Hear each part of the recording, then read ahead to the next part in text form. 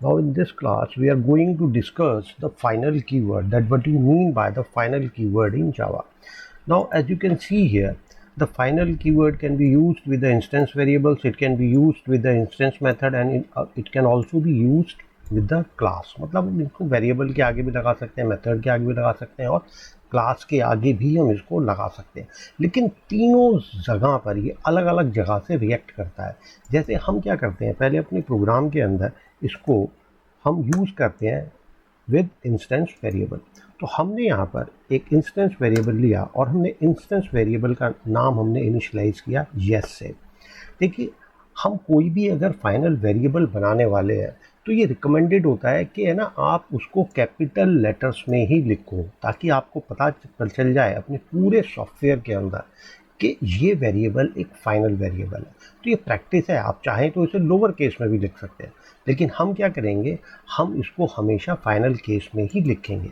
तो हम यहाँ पर लगा देते हैं यहाँ पर ये फाइनल। अब हमारा ये जो इंस्टेंस वेरिएबल है ये आपका फाइनल वेरिएबल बन गया। अब ये देखिए, अब यहाँ पर ये एरर आ गई। ये एरर का मतलब यहाँ पर क्या है कि जब भी आप कोई फाइनल वेरिएबल डिक्लेयर करते हैं तो इसका मतलब है कि वो एक कांस्टेंट वेरिएबल है, मतलब उसकी वैल्यू को कोई भी चेंज नहीं कर सकता।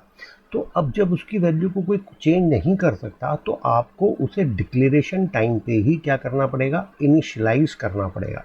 जैसे हमने लिया final yes is equal to, हमने यहाँ पर ले लिया 1। अब ये देखिए, आपकी एरर यहाँ पर रिमूव हो गई। आपकी एरर क्यों रिमूव हो गई? क्योंकि हमने यहाँ पर फाइनल वेरिएबल को क्या किया, इनिशियलाइज कर दिया। तो फाइनल वेरिएबल को इनिशियलाइज करना ज़रूरी होता है कब, डिक्लेरेशन टाइम पे। लेकिन अगर आप इसको डिक्लेरेशन टाइम पे इनिशियलाइज ना करना चाहें तो दूसरा ऑप्शन ये भी है कि आप उसको कंस्ट्रक्टर के अंदर इनिशियलाइज कर दीजिए। हमने किया येस इज इक्वल टू 1। देखिए, इस केस के अंदर भी हमारी एरर जो थी वहाँ पर रिमूव हो गई। लेकिन हम इस प्रैक्टिस को कभी भी यूज़ नहीं करते हैं अपनी प्रोफेशनल प्रोग्रामिंग के अंदर।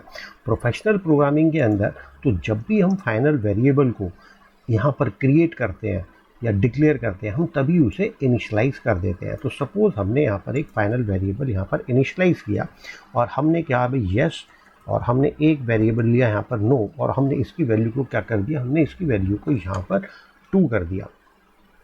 मतलब अब ये पूरे सॉफ्टवेयर के अंदर, अब इसको हम पैकेज के अंदर यूज़ करें, पैकेज के बाहर यूज़ करें, हम कैसे भी यूज़ करें, लेकिन इसकी वैल्यू का कोई भी ऑब्जेक्ट किसी भी इंस्टेंस के अंदर ये वैल्यू कभी चेंज हो ही नहीं सकती।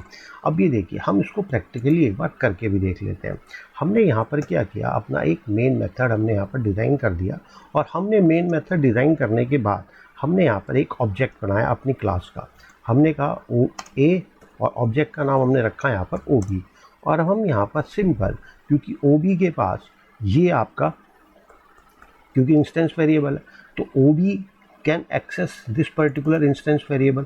जब ओ बी इसको एक्सेस कर सकता है तो ओ बी ने क्या किया, अपने येस वाले वेरिएबल की वैल्यू को प्रिंट करा करके देखा कि क्या मेरे येस की वैल्यू क्या है। यहाँ पर ऑब्जेक्ट हमेशा इंस्टेंस वेरिएबल्स की वैल्यूज़ को प्रिंट करा सकते हैं। अब यहाँ पर देखिए, यहाँ पर ये वैल्यू कितनी आई, वैल्यू आई यहाँ पर 1। अब हम यहाँ पर है ना, ओ बी चाहता है कि इसकी वैल्यू 1 ना हो करके 2 हो जाए।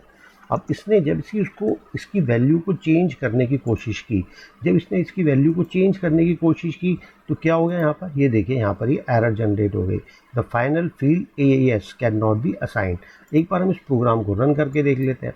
जब हमने इस प्रोग्राम को रन किया, देखिए आपकी ये कंपाइल टाइम पे ही एरर आ गई, the final field a dot yes can not be assigned in Java. तो अगर आपको अपनी लैंग्वेज के अंदर कोई भी वेरिएबल को कांस्टेंट डिक्लेयर करना हो तो कांस्टेंट वेरिएबल हम किस तरह से डिक्लेयर करते हैं जावा लैंग्वेज के अंदर, with the help of final keyword. उसकी वैल्यू को हम कभी चेंज कर ही नहीं सकते, और ये कन्वेंशन होता है, मतलब जो आपको फॉलो करना चाहिए। जो आपके फाइनल वेरिएबल्स होंगे वो हमेशा किस में होंगे, कैपिटल केस के अंदर, ताकि आपको पता पड़ जाए पूरे सॉफ्टवेयर के अंदर कि हाँ भाई इसके अंदर कोई कांस्टेंट वैल्यू यहाँ पर होगी। तो आप जब भी वेरिएबल को डिक्लेयर करें, कैसे करें, कैपिटल केस के अंदर डिक्लेयर करें, और इसकी वैल्यू कभी चेंज हो नहीं सकती। तो ये तो हो गया हमारा फाइनल वेरिएबल। अब हम देखते हैं फाइनल मेथड्स। तो हमने अपनी क्लास के अंदर एक मेथड बनाया, सिंपल मैथ, जो कि आपका कुछ भी प्रिंट कर रहा है। सपोज ये प्रिंट कर रहा है यहाँ पर हेलो, ये प्रिंट यहाँ पर hello, it is printing hello. और हमने यहाँ पर एक और मेथड बनाया हमने, इस मेथड का नाम रख दिया बाय, और ये क्या प्रिंट कर रहा है, ये आपका सिंपल बाय प्रिंट कर रहा है यहाँ पर। तो ये आपके दो मेथड्स हो गए। अब हम यहाँ पर एक मेथड को फाइनल कर देते हैं। अब हम ये देखते हैं कि फाइनल अगर हम मेथड के आगे यूज़ करें तो उसका क्या मतलब होता है। तो अब हम इसके लिए क्या करते हैं, एक हम और नई क्लास बनाते हैं बी डॉट जावा। हमने यहाँ पर क्लास बना ली बी डॉट जावा। अब बी डॉट जावा क्लास चाहे तो इन दोनों मेथड्स ये इनहेरिट होकर के तो अपने आप आ गए, फाइनल भी आ गया, और आपके जो फाइनल जो आपके इंस्टेंस वेरिएबल्स हैं यस ये भी इनहेरिट हो गए, क्लास बी के अंदर आ गया, और जो आपका नो था, जो आपका फाइनल वेरिएबल था वो भी इनहेरिट होकर के आ गया। अब आपका ये जो आपका फाइनल मैथ है ये भी इनहेरिट होकर के आ गया, और ये भी इनहेरिट होकर के आ गया। अब क्या करना चाहता है ये क्लास बी, इनको ओवरराइड करना चाहती है इन मेथड्स को। पहले हम बाय मेथड जो कि फाइनल नहीं है हम उसको ओवरराइड करके देखते हैं यहाँ पर। तो हमने क्या किया यहाँ पर, हमने क्या किया यहाँ पर वॉइड, और हमने किया यहाँ पर बाय, और हमने इस मेथड को एस आउट कर दिया, और हमने यहाँ पर लिखा फाइनल बाय, फाइनली बाय।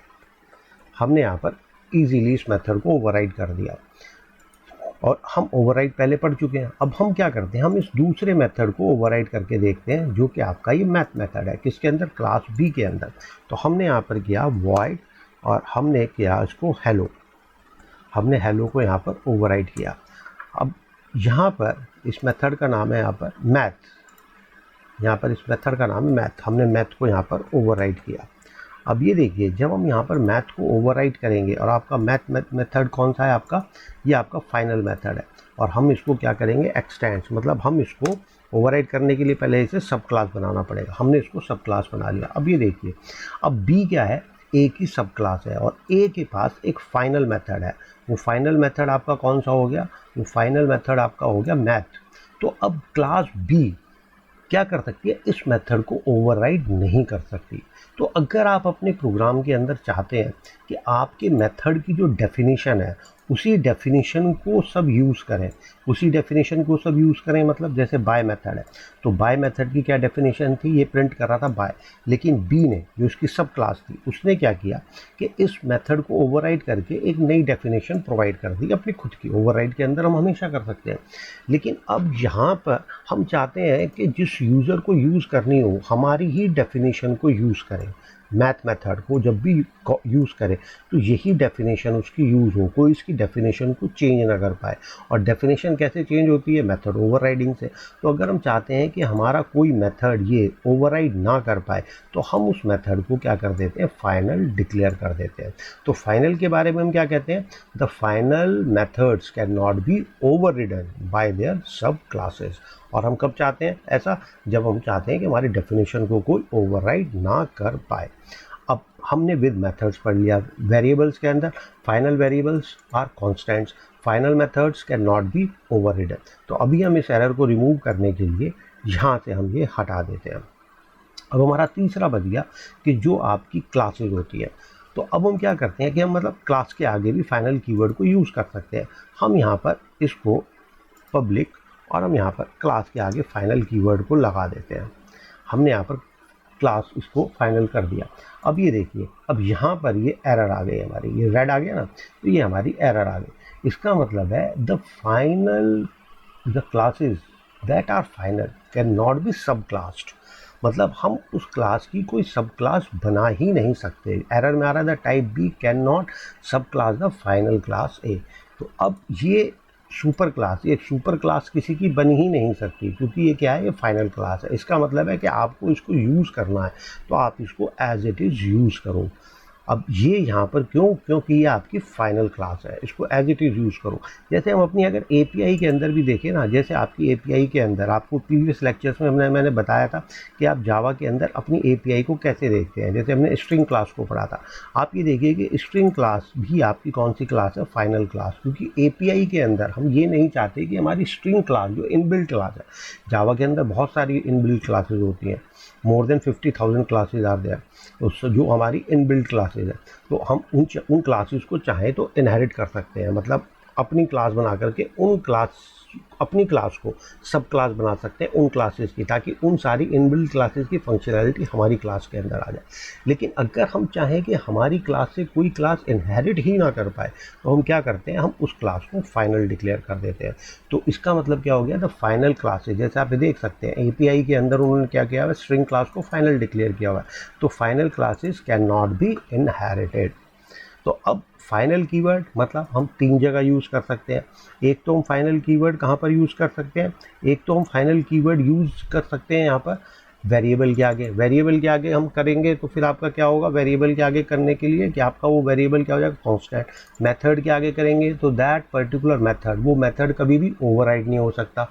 और अगर क्लास के आगे हम यूज़ करेंगे, तो क्लास के आगे यूज़ करेंगे तो मतलब उस क्लास को हम अपनी क्लास की सुपर क्लास नहीं बना सकते, या फिर सिंपल कहें तो that class can not be inherited. देखो जब भी आप इंटरव्यूज पर बैठते हो ना, आपके वो वन लाइन डेफिनेशंस हमेशा याद रखनी चाहिए।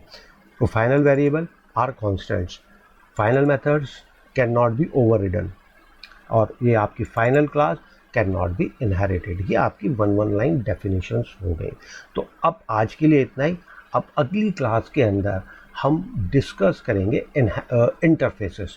Interfaces is also a very important concept in Java language. अगर आप कोई एप्लीकेशंस बनाओगे स्प्रिंग बूट फ्रेमवर्क को यूज़ करके या किसी भी फ्रेमवर्क को यूज़ करके, हाइबरनेट भी इसके अंदर एक फ्रेमवर्क है, तो आप एक्सटेंसिवली यूज़ करते हो वहाँ पर इंटरफेसेस का। So in the last class we will study about the interfaces. तो आज के लिए इतना ही, अब मिलते हैं in the class of interfaces.